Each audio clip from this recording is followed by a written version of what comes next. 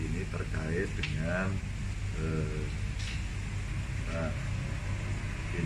dengan jaring pengaman sosial. Lalu yang kedua, inline dengan yang sedang disiapkan oleh pusat adalah jaring pengaman ekonomi.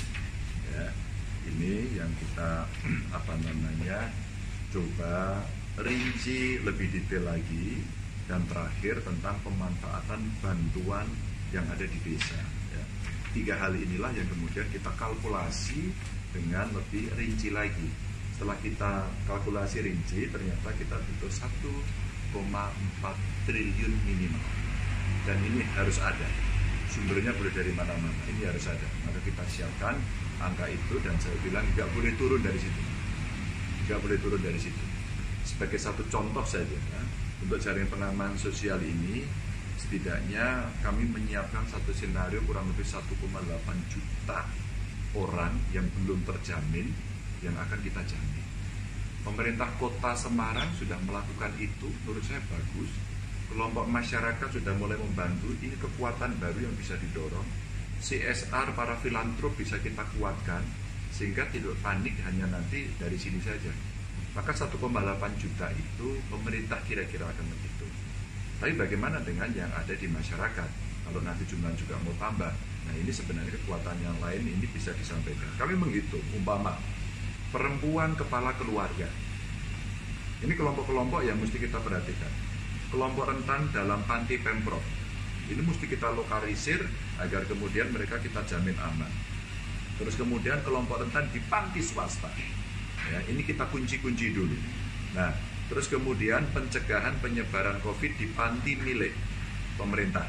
Ini kelompok-kelompok rentan yang kita coba siapkan untuk mereka kita siapkan, mereka yang kehilangan pekerjaan, terus kemudian yang sudah terlanjur ada di Jawa Tengah, kemarin mereka kerja di luar kota, ini yang kita siapkan. Lalu ada jaring pengaman ekonomi, umpama peningkatan kesempatan kerja, ini pendampingan dan sosialisasi kartu prakerja. Kalau pemerintah sudah seperti itu kan kita mesti siapkan ini. Lalu bintek-bintek pelatihan agar mereka kembali rebound, mereka semangat lagi bisa bekerja. Termasuk nanti kita nempel dengan program padat karya yang ada di desa. Sehingga kalau mereka, Pak kami kehilangan pekerjaan, Pak kami sekarang bekerjanya sulit, kan desanya tetap membangun. Maka kemudian dana desa bisa digunakan untuk mereka bisa bekerja. Dan mereka jadi semangat lagi. Kami pulang, kami di kampung, kami bisa mengerjakan. Ya usulannya sih tadi saya, kalau tidak mudik, maka masing-masing provinsi harus ngopeni masing-masing. Jakarta harus kita bantu. Kalau perlu kita iuran. Ya. Pak ini masyarakat Jawa Tengah banyak Pak yang ada di sini. Sudah demi kesehatan kita kunci. Yuk mari bareng-bareng kita iuran yuk. Kalau itu berat, dan saya sih nggak berat. Tinggal nunggu pemerintah, insya Allah beberapa hari ini akan mengeluarkan PP sehingga nanti isolasi wilayah yang direncanakan itu akan bisa dilaksanakan dengan baik. Satu lagi umpama penguatan usaha ekonomi produktif masyarakat. Ini ada DPHCHT, dana bagi hasil cukai tembakau, ini gede duitnya kok. Ini bisa digunakan juga termasuk untuk pemenuhan sarana kesehatan yang ada di kabupaten kota. Sehingga 1,4 triliun itu anggaran minimal yang harus kami sediakan dalam rangka pandemi respons. Kalau untuk warga yang saat ini berada di Jawa Tengah, namun asalnya bukan dari Jawa Tengah seperti apa Pak? Apakah memang prosedur yang sama juga diberlakukan Pak? Iya, tentu saja kami bertanggung jawab karena di Jawa Tengah kita tidak bisa berkata apa agamamu, sukumu apa begitu ya. Yang mereka sudah di sini yang menjadi masyarakat Jawa Tengah saja. Kalau kemudian di antara kita bersepakat soal itu dan ini tidak akan keluar, maka kita juga menghimbau yang di Jawa Tengah tetap di Jawa Tengah saja, tidak usah pulang. Soal nanti tidak bisa biar kita cover dengan kebutuhan-kebutuhan yang nantinya diperlukan. Indeksnya dari Jakarta kan sudah diberikan, dari nasional kan sudah diberikan. Maka kita mengcover dari APBD. Maka kenapa kemarin saya launch pertama dari Jawa Tengah bahwa kita sekarang menyiapkan 1,4 triliun itu dengan satu harapan 1,8 juta potensi yang ada di Jawa Tengah itu akan kita coba bantu.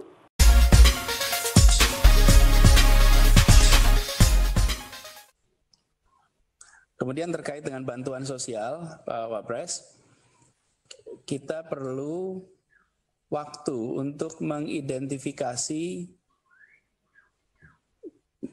kelompok rentan miskin. Kalau masyarakat miskin di Jakarta itu jumlahnya ada 1,1 juta, mereka sudah teridentifikasi by name by address di Jakarta ini karena mereka selama ini dapat bantuan dari kita. Tetapi kelompok rentan miskin ini adalah kelompok yang memang selama ini tidak mendapatkan bantuan langsung, Pak. Mereka ini misalnya pengemudi ojek atau pedagang bakso, pedagang kaki lima. Mereka selama ini memiliki pendapatan, tapi begitu ekonomi mengalami kontraksi, mereka langsung kehilangan pendapatan. Nah, inilah yang saat ini sedang dikumpulkan datanya, Pak, untuk nanti bisa mendapatkan bantuan dari pemerintah. Pembicaraan terakhir dengan Menteri Sosial, tim DKI dan tim Kemensos mensepakati untuk memberikan dukungan di angka 1 juta rupiah per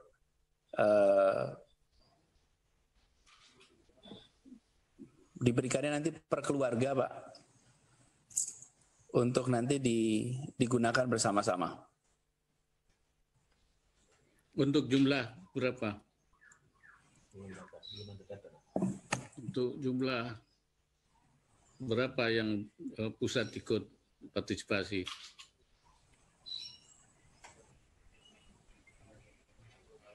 Sebentar, Pak.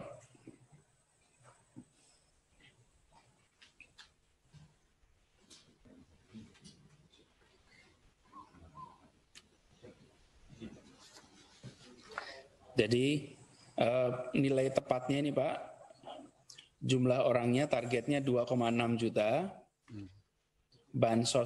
bantuannya 880.000, diberikan selama 2 bulan, bulan April dan Mei, sehingga nilai totalnya adalah 4,576 triliun.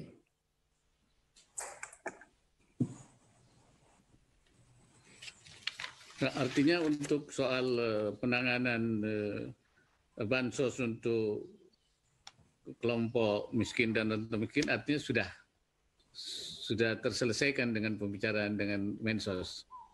Betul, Pak. Secara jumlah terselesaikan. Waktu ini juga bersama dengan Menko Kemaritiman. Tetapi yang belum selesai adalah data tentang siapanya, Pak.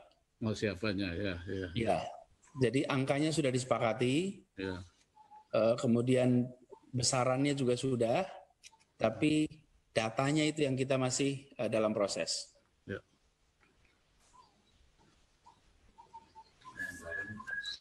Baik, saya kira Pak Gubernur, ya, terima kasih ini beberapa informasi.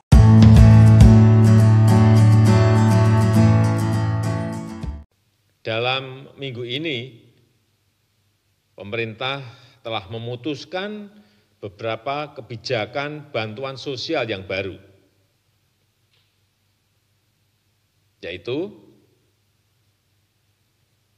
bantuan khusus bahan pokok sembako dari pemerintah pusat untuk masyarakat di DKI, dialokasikan untuk 2,6 juta jiwa atau 1,2 juta KK dengan besaran 600.000 per bulan selama 3 bulan. Anggaran yang dialokasikan 2,2 triliun.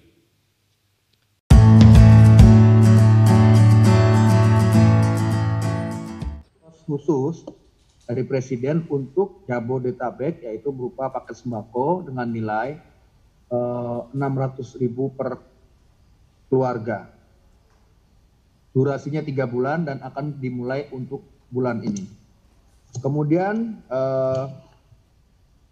yang lain adalah Presiden juga menyetujui usulan kami untuk memberikan bantuan langsung tunai atau disingkat BLT selama 3 bulan dengan indeks juga 600.000 per keluarga. Ini siapa yang menerima adalah seluruh keluarga yang ada di dalam data terpadu kami yang belum terima bansos seperti PKH, BPNT ataupun nanti kartu prakerja. Untuk yang bansos khusus sembako yang untuk wilayah Jabodetabek, menunggu bansos tersebut turun ke lapangan, Kemensos akan mendistribusikan mulai besok 200.000 paket sembako dengan indeks Rp200.000 di Jakarta.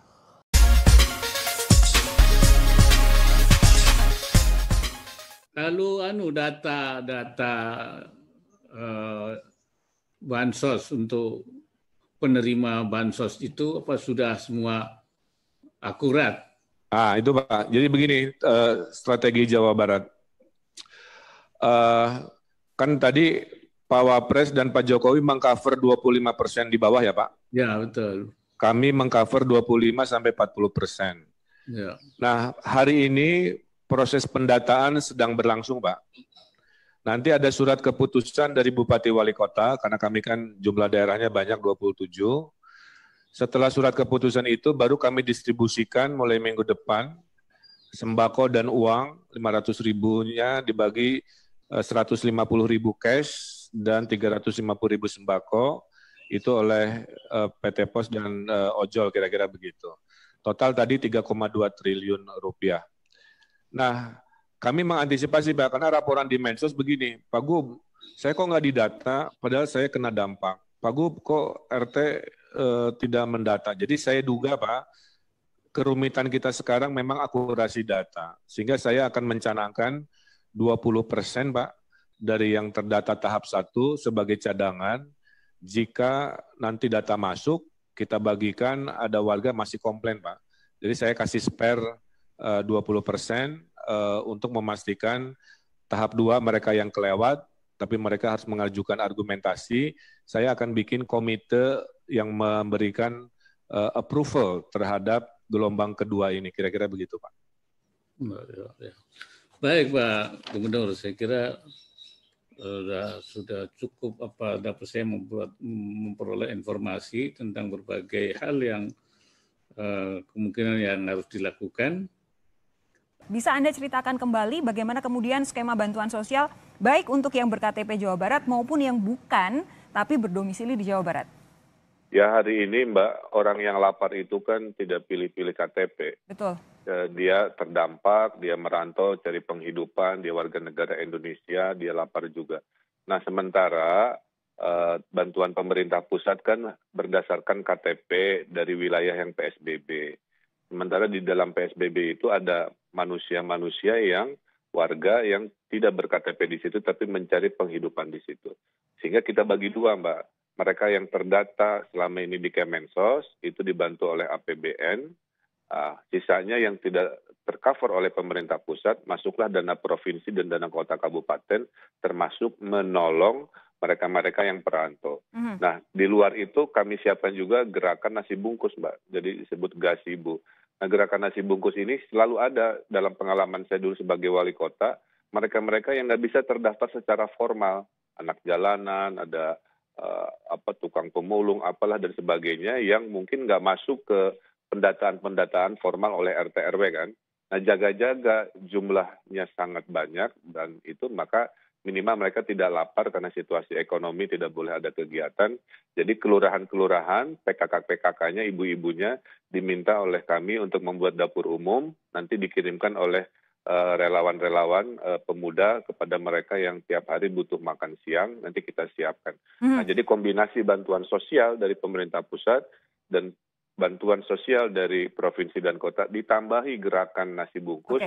Harusnya tidak ada yang kelaparan, tidak ada potensi untuk rusuh dan sebagainya karena semua urusan pangannya kita penuhi dan tercover, Mbak. Oke, Kang Emil, begini, kalau di luar gerakan nasi bungkus itu tadi, bentuk bantuan sosialnya akan seperti apa? Apakah uang tunai atau bantuan berupa bahan pokok dan berapa nilainya, Kang?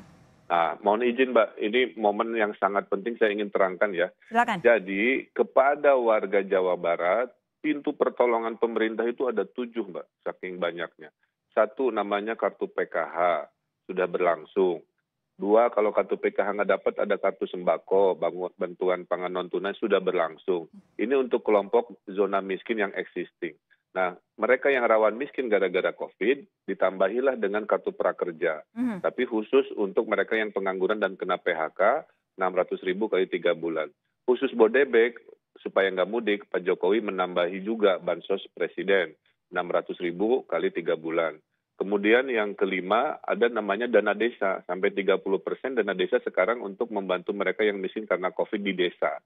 Yang keenam, kalau 5 dari pemerintah pusat tidak cukup, ada bantuan provinsi 500.000 kali 4 bulan, dan masih tidak cukup juga.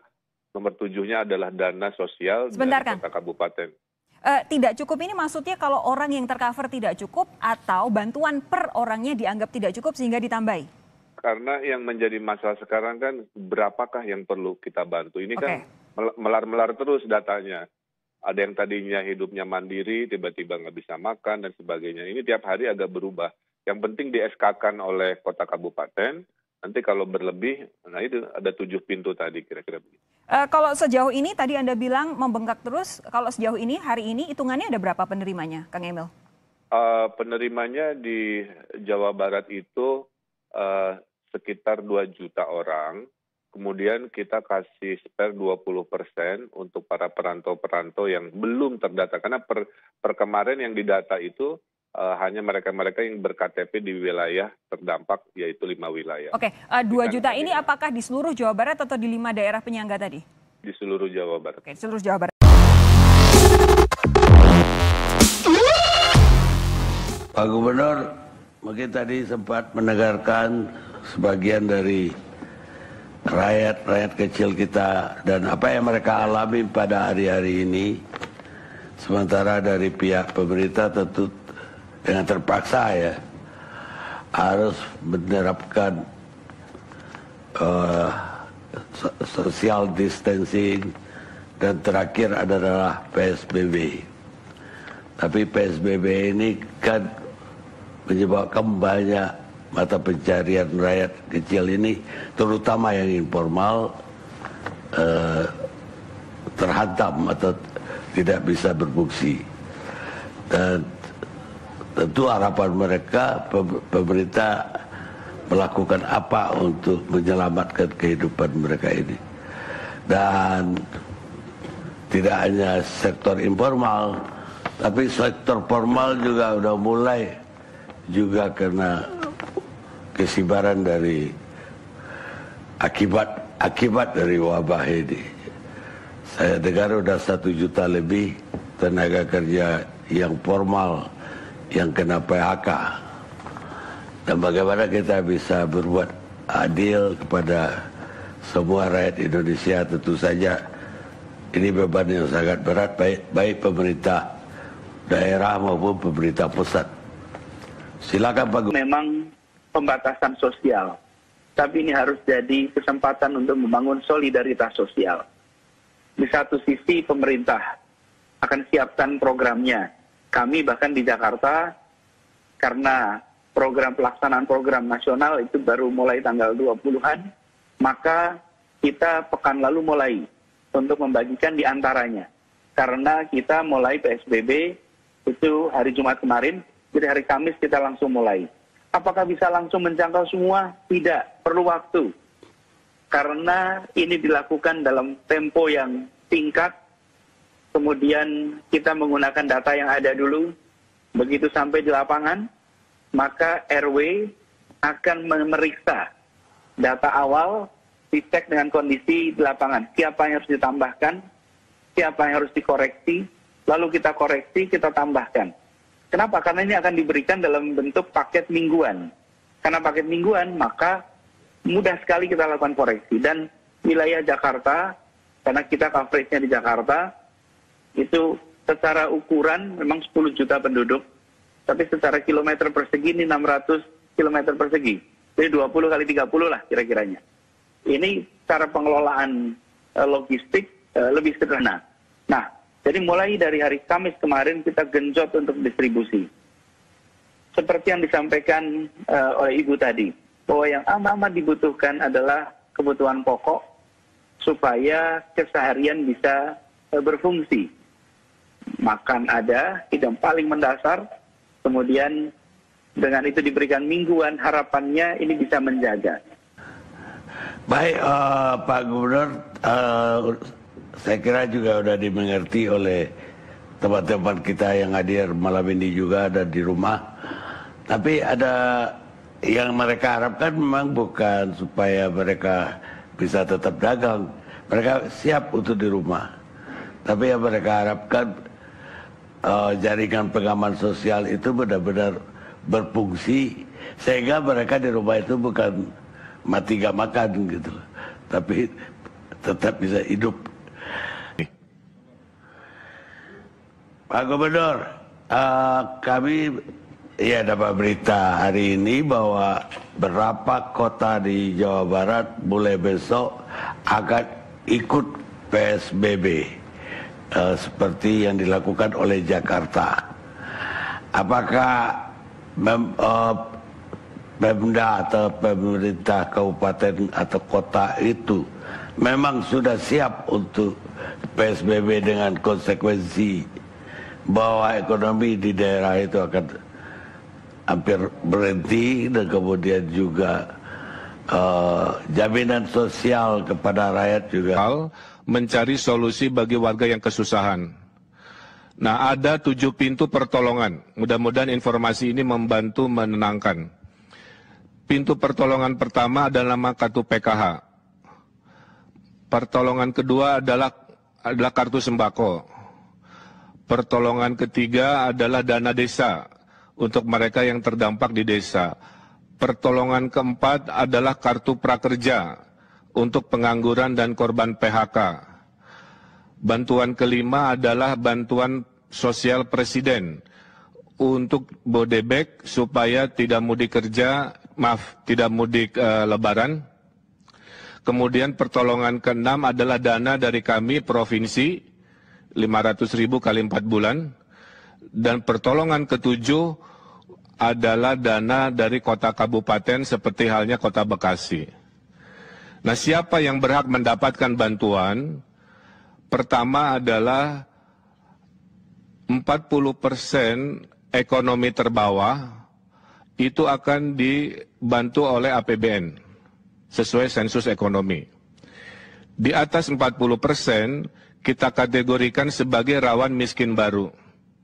Nah, rawan miskin barulah yang menjadi tanggung jawab pemerintah daerah, baik provinsi maupun kota. Nah, yang miskin baru ini terbagi dua, Bang Karni.